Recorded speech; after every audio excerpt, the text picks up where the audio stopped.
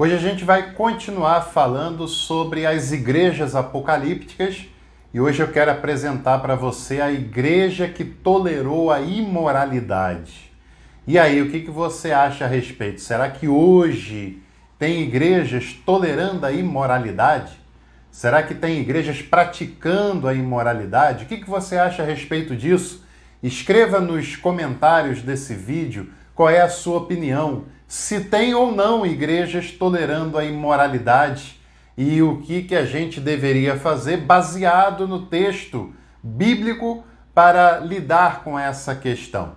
Eu não sei se você sabe, mas na antiguidade, onde o texto foi escrito, havia muitas religiões politeístas naquele cenário. Haviam cultos a vários e vários deuses e muitos desses cultos têm a ver com a prostituição cultica. Existiam nos templos mulheres e homens, como sacerdotisas, sacerdotes, que ficavam à disposição no templo para, se algum seguidor, alguma seguidora fosse até lá, eles podiam oferecer, como se fosse uma oferta mesmo àquela divindade, uma relação sexual em homenagem àquela divindade. Isso é o que a gente chama de prostituição cultica, que era muito comum ali na Ásia Menor, onde essas igrejas ficavam localizadas, e na igreja de hoje, isso também, na igreja que nós vamos falar hoje, isso também acontecia. Aliás, nós vamos falar sobre a igreja de Tiatira, uma igreja desconhecida, uma cidade também desconhecida, mas que vale a pena, sem dúvida, a gente analisar um pouco melhor essa carta, como nós temos feito nas 7 cartas apocalípticas. Aliás, o vídeo sobre a igreja de Éfeso, Esmirna e Pérgamo já está disponível aqui no canal. Se você ainda não viu, assista depois que você vai gostar. E é claro, fica aqui o meu convite para você me seguir também no Instagram, onde eu posto conteúdos teológicos todos os dias, e para você deixar o seu like nesse vídeo e se inscrever nesse canal. Você precisa se inscrever nesse canal, ativar todas as notificações para ficar sabendo de tudo que rola por aqui, cursos, enquetes na aba comunidades, tem as estreias segunda, quarta e sexta, tem as lives que nós fazemos. Faz uma coisa, ativa as notificações e não perca nada do que a gente tem feito por aqui. A sua participação é muito importante. A carta à igreja de Tiatira fica no Apocalipse capítulo 2, versículo 18 até o versículo 19. Isso faz com que a carta a Tiatira seja a maior das 7 cartas apocalípticas. E uma curiosidade, a maior das 7 cartas foi endereçada à menos importante das 7 cidades. Não necessariamente a comunidade, mas as cidades. Das 7, a cidade de Tiatira era a menos relevante, era a menos famosa, era a menos bonita dessas cidades que nós encontramos no livro do Apocalipse. Agora, tem um dado muito interessante na cidade de Tiatira. Além da presença de prostituição cultica, além dos templos e dos cultos politeístas, como havia na maioria dessas cidades da Ásia Menor, da antiguidade, desse período que nós estamos analisando, também havia a existência de vários grêmios entre os comerciantes locais. Uma das atividades mais fortes da igreja de Tiatira, e não só lá, era a prática do comércio. E cada um desses grêmios, que funcionavam como se fossem associações, né, como se fossem sindicatos de comerciantes de produtos diferentes, eles tinham uma divindade que era uma espécie de padroeiro daquele grupo, padroeiro daquele grêmio. É claro que isso servia de um modo muito mais intenso. As pessoas tinham que trazer ofertas, tinham que ser devotas, tinham que praticar a fé naquela divindade que era a liderança espiritual, vamos dizer assim, daquele grêmio, daquela associação. Quem não fazia parte desses grêmios cometia um suicídio comercial. Era excluído das transações comerciais, ninguém comprava dele, ninguém incentivava a sua venda e essa pessoa acabava morrendo comercialmente. E aí é claro que os cristãos vão ter uma dificuldade muito grande diante desse cenário. Porque as pessoas, quando iam se tornando cristãs, se convertendo, elas se negavam a fazer parte dos grêmios comerciais. Não por causa da atividade comercial em si, mas justamente porque cada um desses grêmios tinha uma divindade que era a liderança espiritual daquele grupo.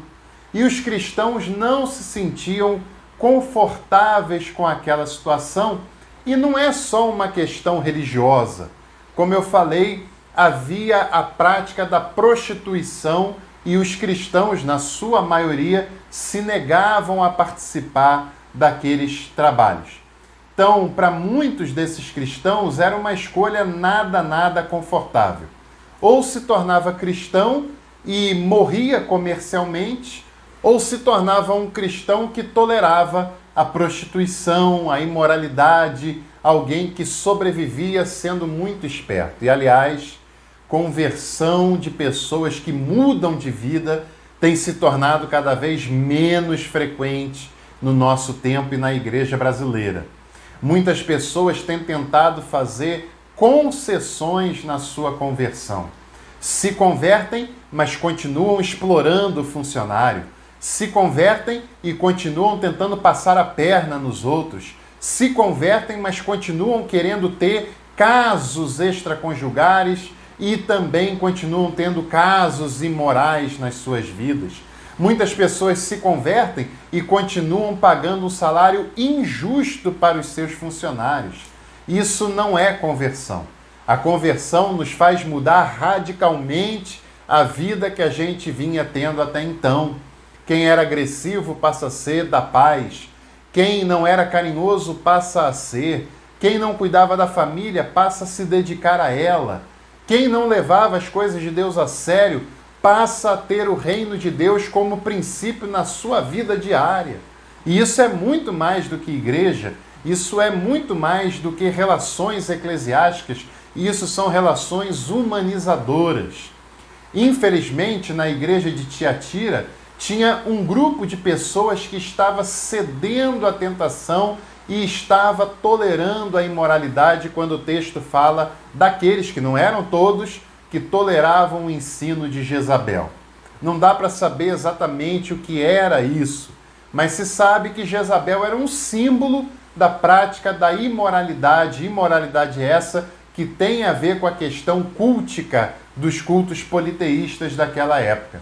E, aliás, a igreja antiga, a igreja nascente, ela sofre uma influência muito severa do dualismo platônico. E é claro que esse dualismo continua sendo até hoje um severo inimigo do cristianismo.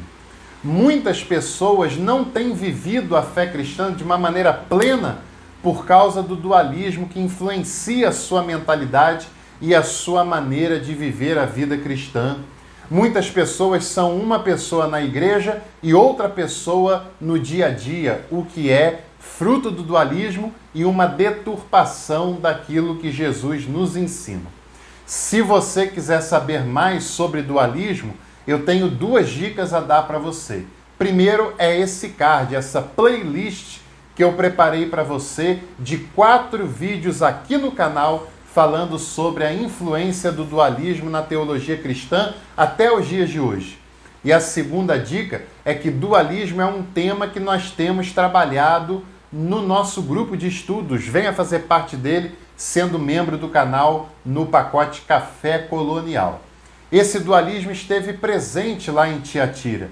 Está presente ainda hoje nas igrejas cristãs do mundo ocidental. E é claro que tem igrejas que toleram a imoralidade.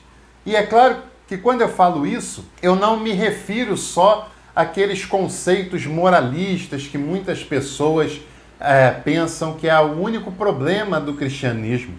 Eu tenho certeza que na sua igreja, os casos de disciplina, de exclusão, têm a ver com alguma imoralidade sexual. Mas será que é só isso? Será que é só esse o problema que o cristianismo tem a dar conta?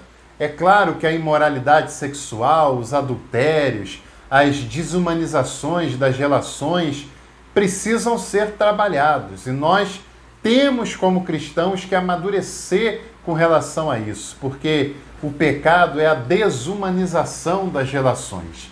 E as igrejas têm tolerado imoralidade, mas não só nessa área.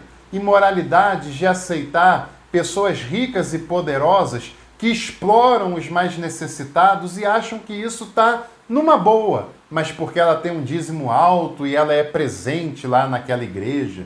Tem muitas igrejas sendo imorais quando abraçam projetos políticos de poder em troca dos favores que isso pode gerar para a sua igreja e para o seu ministério pessoal. Muitas igrejas têm apoiado verdadeiros projetos políticos que são uma afronta ao Evangelho de Jesus por causa do poder, dos favores que isso pode lhe trazer de volta. Isso é tolerar a imoralidade. Muitas pessoas, muitas igrejas que não têm lutado contra a injustiça aos menos favorecidos, que não têm lutado contra a maldade de pessoas que estão sofrendo pela exploração, e isso é tolerar a imoralidade. Você já viu muitas igrejas se levantando contra aquele caso grotesco do congolês que foi brutalmente assassinado numa praia do Rio de Janeiro por pessoas com porrete, sendo que ele estava cobrando uma conta que deveriam acertar com ele? Você viu igrejas protestando e se levantando contra essa cena? Se viu muito poucas. E isso é um sinal de igrejas que têm tolerado a imoralidade. Porque quando nós achamos normal um caso imoral e desumano, como daquele rapaz que foi espancado até a morte, isso é um sinal que as pessoas têm se desumanizado e se afastado cada vez mais daquilo que foi proposto por Jesus. Esse texto de Tiatira não é um veículo para você ser um moralista e ficar apontando o dedo e acusando as pessoas, mas é para você fazer uma análise pessoal e perceber se você tem aceitado a desumanização, a exploração e a imoralidade. E se tem, saiba, isso é pecado, está errado e você deve se corrigir e buscar o caminho da humanização, do acolhimento, do perdão e o caminho que cuida das pessoas, principalmente dos mais necessitados e vulneráveis. E que Deus nos dê graça e nos inspire a cada dia para que a humanização seja o caminho que nós venhamos a trilhar na nossa vida, porque esse é o caminho do Evangelho e o caminho de Jesus Cristo. Compartilhe esse vídeo, deixe seu like, inscreva-se no canal e assim você ajuda o canal a produzir mais e melhor e ajuda outras pessoas a ter contato com esse conteúdo. Fique bem, se cuide e até a próxima.